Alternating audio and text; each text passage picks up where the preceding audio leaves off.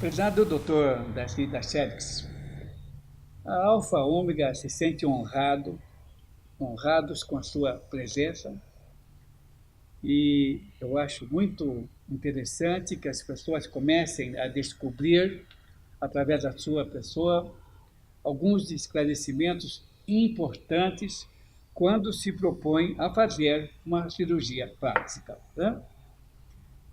Comecemos a lhe perguntar quais seriam os cuidados necessários para quem se propõe a realizar uma cirurgia plástica? Perfecto, obrigado, doctor Evaldo, pelo convite a través da TV Alfa Ômega.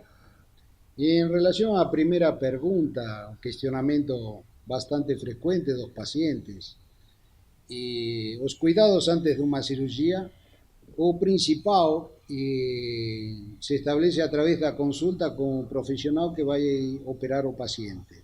Ou seja, uma anamnese, ou seja, todo um histórico do paciente, a través de antecedentes pessoais, familiares, antecedentes patológicos. E quanto maior for a consulta, o tempo da consulta, e maior o conhecimento do profissional sobre o paciente que vai ser operado, e esse é o ponto divisor de águas para obter um bom sucesso. E como em qualquer procedimento cirúrgico, deve constar com um bom hospital, com uma boa retaguarda da equipe médica, uma equipe de anestesia e a equipe do médico com seu assistente, instrumentador, que vão realizar o procedimento cirúrgico. Essa é a base do início de um sucesso futuro em qualquer procedimento cirúrgico. Não só em cirurgia plástica, sino em qualquer cirurgia. Que exista essa empatia, confiança e conhecimento de todos os passos que vão suceder na cirurgia. Quanto mais o paciente sabe a respeito do que vai ser realizado, e mais confiante ele entra em sala e geralmente ocorre todo com sucesso. E quais são os exames necessários para realizar-se essa cirurgia? Bom, baseado em qualquer procedimento cirúrgico, os exames de rotina, exames de sangue, eu sempre costumo pedir exames de urina, porque é frequente, sobretudo na especialidade de cirurgia plástica, a mulher ter uma infecção urinária assintomática que depois pode comprometer no pós-operatório um paciente que for operado. Então, exames de sangue, de orina, importantíssimo uma avaliação cardiológica, não um simples eletro, sino que o paciente passe com um profissional da cardiologia para analisar que tipo de risco tem esse paciente em quanto aos cuidados e o tipo de anestesia que vai ser aplicado. A visita do anestesista é primordial, o interrogatório sobre todo tipo de patologia que possa ter o paciente, e reforçando o critério dos exames, se vai fazer trabalhar nas mamas, um ultrassom das mamas ou uma mamografia, se vai realizar abdômen, uma ultrassom de abdômen, ou seja, o médico se tem que municiar de todo tipo de procedimento diagnóstico para evitar o aparecimento de imprevistos. Quanto maior for a quantidade de exames que le pesan, não só os de rotina, sino em consequência da anamnese, da consulta que fez, é muito importante. Pacientes diabéticos podem ser operados desde que a sua diabetes esteja compensada. Pacientes hipertensos igual. Então, a equipe, a anestesia e a equipe médica estão sabendo que tipo de paciente vai ser operado. O paciente deve ser internado antes do pré-operatório ou logo a seguir ao operatório, ou quanto tempo depois ele tem que permanecer hospitalizado? Normalmente na área de cirurgia plástica, o paciente interna no mesmo dia da cirurgia. En algunos pacientes analizando su histórico, si son muy ansiosos, son diabéticos, son hipertensos, es recomendable internar na véspera, na noite anterior, preparar o paciente para o procedimento cirúrgico se vai ser no período da manhã. Ou seja, se faz uma profilaxia do risco cirúrgico. Isso é em geral. Em condições normais, só se interna no mesmo dia. A maioria dos procedimentos com anestesia peridural ou anestesia geral, o recomendável é que permaneça um mínimo de umas 12 horas no caso de uma peridural no hospital, e se é geral, o recomendável é dar alta no dia seguinte ou após 2 dias de internação, seguindo a evolução do quadro pós-operatório do paciente. Então, o senhor acaba de afirmar que, dependendo da forma e andamento da operação, ele quase que no dia seguinte já pode ir para as suas atividades normais, né? Exato, uma cirurgia de 1 hora, 2 horas ou até 3 horas, que foi feita com ou uma anestesia local e sedação, uma peridural ou algum outro tipo de bloqueio, passando o tempo de convalescência e o período pós-anestésico, tendo sido alta, dada pelo anestesista, já pode voltar para casa, com todas as orientações pertinentes ao tipo de procedimento cirúrgico. Vão se apresentar alguns sinais pós-operatórios. Quais os normais, quais os que se tornam olhados e considerados como anormais? Bom, é normal que o paciente saiba tudo o que pode acontecer e tudo o que vai sentir no pós-operatório com antecedência. Por isso é explicado minuciosamente. Como o paciente recebeu um trauma, em qualquer procedimento cirúrgico, normal que vai ter um inchaço, um edema, vai sentir um pouco de dor, ou seja, todas as coisas que pode, de sintomas que o paciente pode manifestar, devem ser cobertos com antecedência pelo profissional. Quando falo da consulta, é muito importante traçar um perfil psicológico do paciente.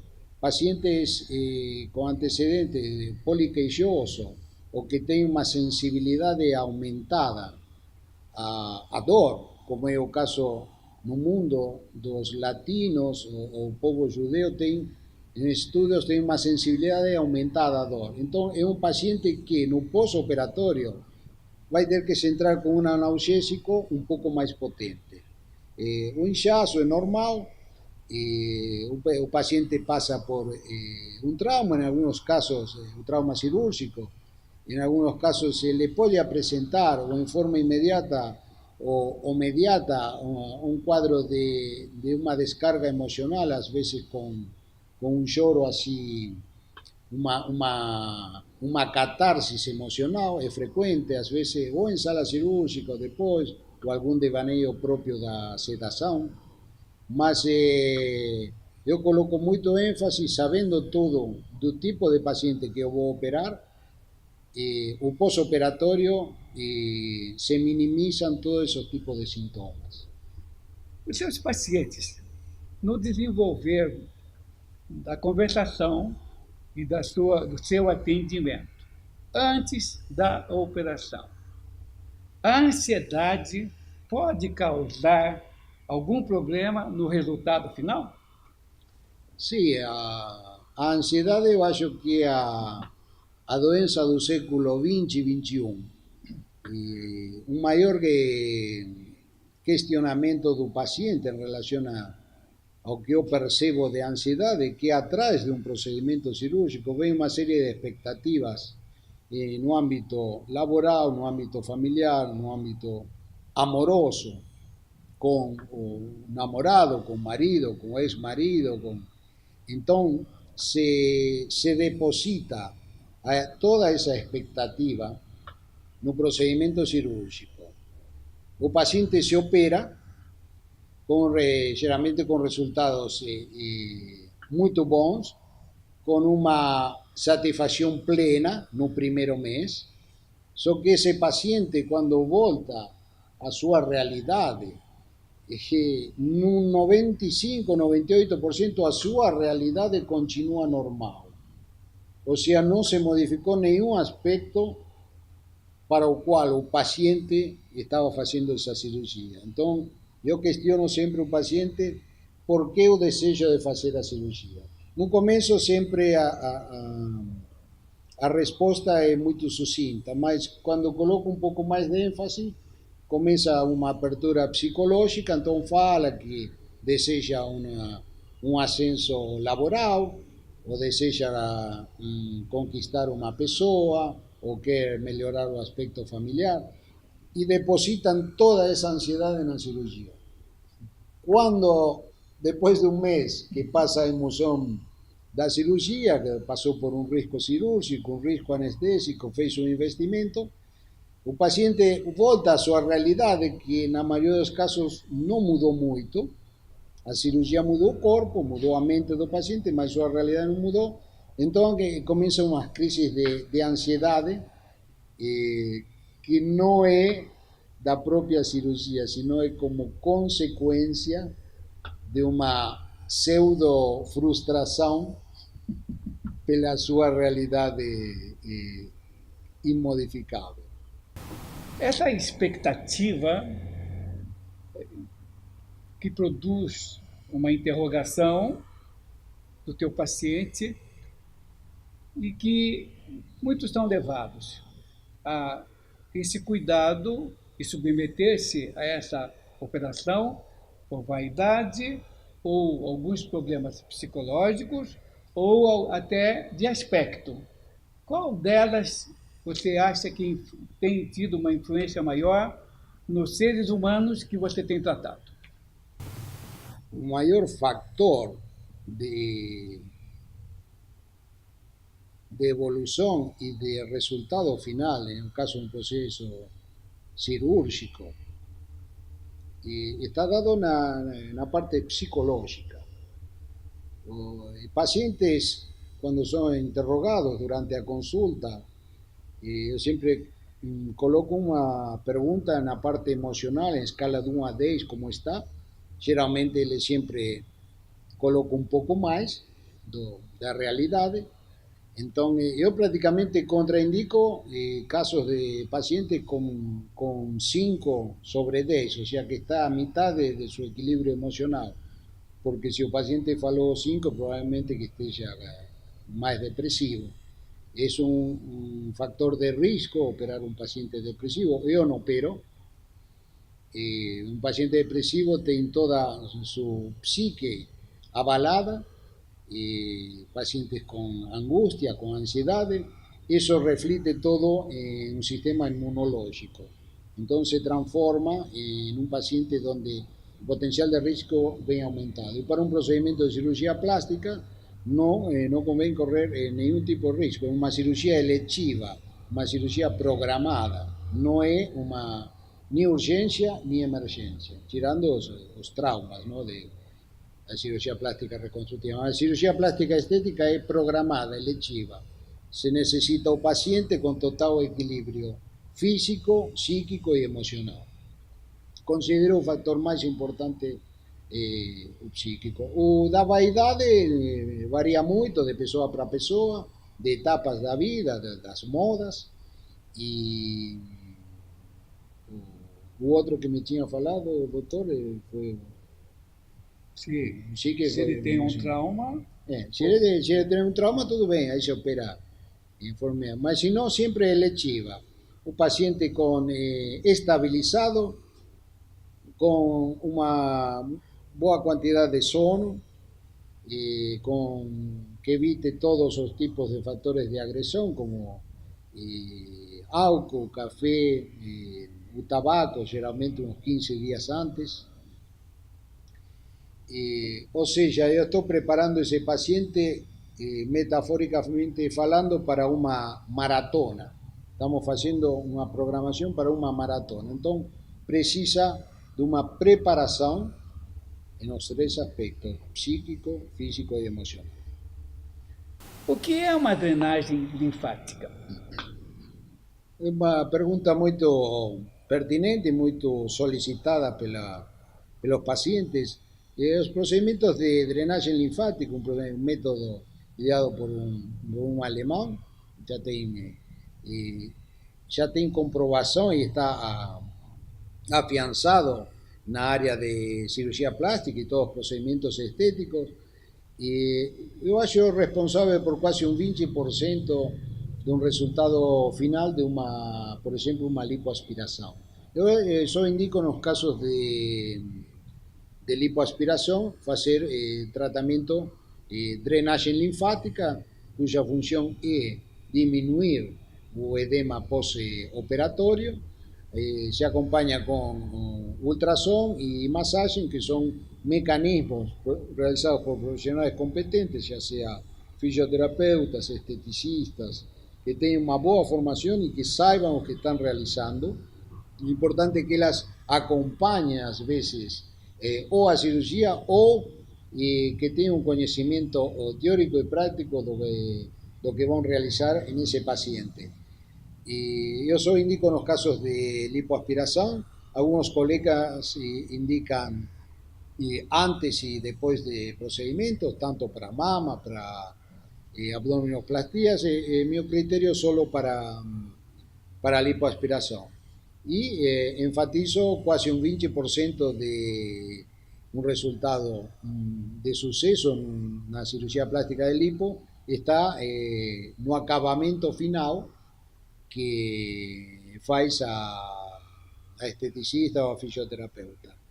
Es de extrema importancia que exista un consenso y un equilibrio de ideas y de criterios entre un profesional o cirujano plástico que realiza la cirugía y quien va a cuidar en un postoperatorio.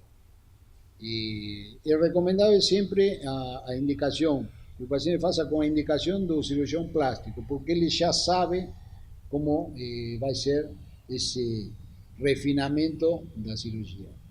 O que leva o cirurgião plástico a indicar esse procedimento? Perfecto. Es un más poderoso aliado en un caso de lipoaspiración o lipoescultura. Y con ese tipo de procedimiento va a provocar una eliminación paulativa y progresiva de todo ese líquido retido en el cuerpo por condiciones propias del paciente, más asociado ao trauma cirúrgico, todo aquele inchaço, edema, que é o nome científico. Então, é muito importante na evolução. Ela depende muito de paciente para paciente. Tem alguns que no início, na primeira etapa de um pós, na convalescência, já tem bons resultados. Varia muito de paciente para paciente, mas no caso de lipoaspiración es indicación absoluta.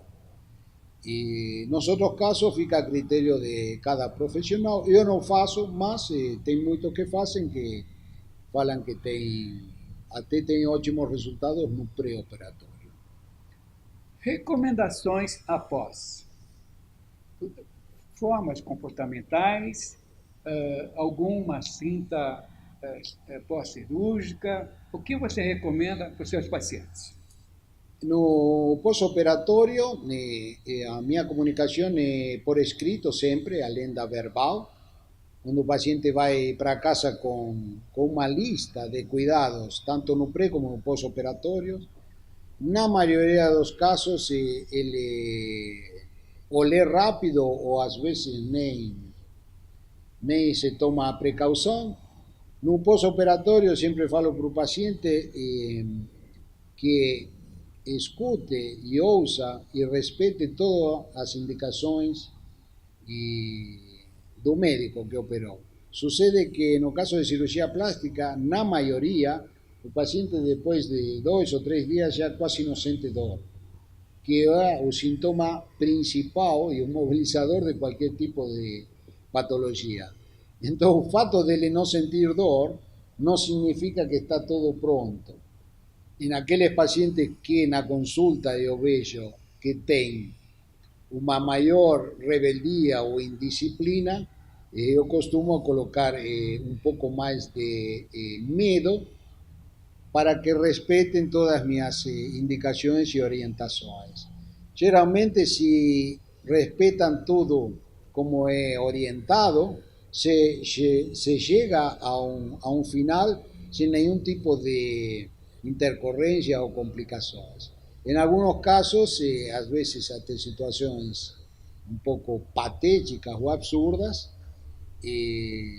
provoca esa indisciplina o esa imprudencia de un postoperatorio, provoca a que a cirugía tenga muchas complicaciones y a veces en algunos casos hasta que tenga que ser refeita praticamente en forma inmediata. Um médico amigo meu escreveu um livro comentando alguns comportamentos que ficaram gravados assim de fatos ou formas comportamentais de alguns dos seus pacientes e que você até tem vontade de escrever no livro a respeito desses comportamentos. Cita um, por exemplo. Sí, tem números porque el paciente, parafraseando, sería como prácticamente como un filho pequeno para o médico. Então, ele às vezes, ou por desconhecimento do que pode provocar, ou por, como falei antes, por aquela indisciplina ou imprudência. E tive um caso de uma paciente no pós-operatório, no primer pós-operatório de uma rinoplastia, cirurgia de nariz, tirou um tampão, que normalmente se deixa até 48, 72 horas, tirou o tampão nasal dos dois lados porque falou que não podia respirar. Então isso acarreta que aí teve que fazer um novo tamponamento, não só anterior, sino posterior, com um sangramento. Se cria por, como no caso das crianças, por uma coisa pequena, se cria um problema grande que tem que ser resolvido.